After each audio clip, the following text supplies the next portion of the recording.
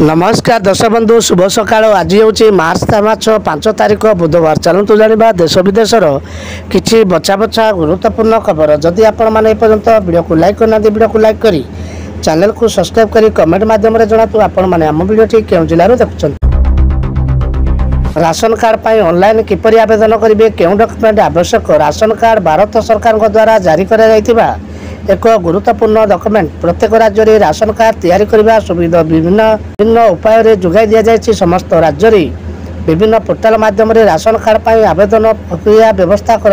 आज भी ओडिशा रे लक्ष लक्ष लोक रहउछन्ति जो मानकु दिन को ओळिए भोजन करने को पाउना। आर्थिक दुर्बल श्रेणी लोक मानकु खाइबा संघर्ष को पड़िଥାଏ।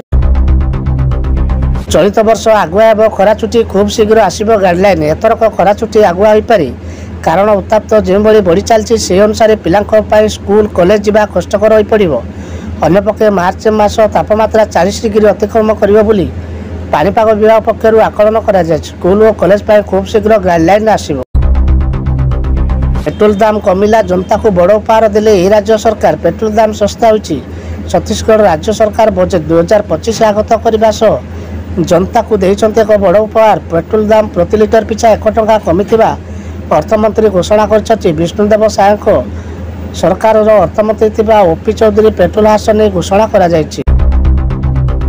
सुभद्रा योजना 40 सप्ताह 2 थर मिल टंका। मार्च 31 तारिख में आवेदन शेष तारिख। जदि आपण एपर्यंत सुभद्रा आवेदन करना चलित सप्ताह 2 थर मिल सुभद्रा टंका। आसंता 6 तारिख में पंचम पर्याय प्रथम किस्ती पाइबे 1,70,000 सुभद्रा हिताधिकारी।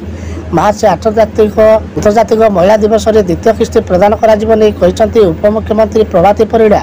सुभद्रा इतिहास सृष्टि कर जहाँ सूचना मिलू।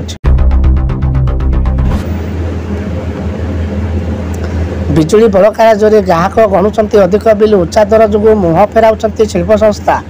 ओडिशा रे विद्युत उत्पादन अन्य पड़ोशी राज्य तुलन में यथेष्ट अधिक। तथापि आम राज्य लोक अधिक बिल गणुंट। उत्पादन अधिक होउथिबारु अन्य राज्य गुड़ी को बिजुली बिकुंट सरकार, किंतु निज राज्य में बिजुली बिल कमाइबार ना धरुना। बारंबार बिजुली बिल चापर ग्राहक चेपा होतिबार नजर रही।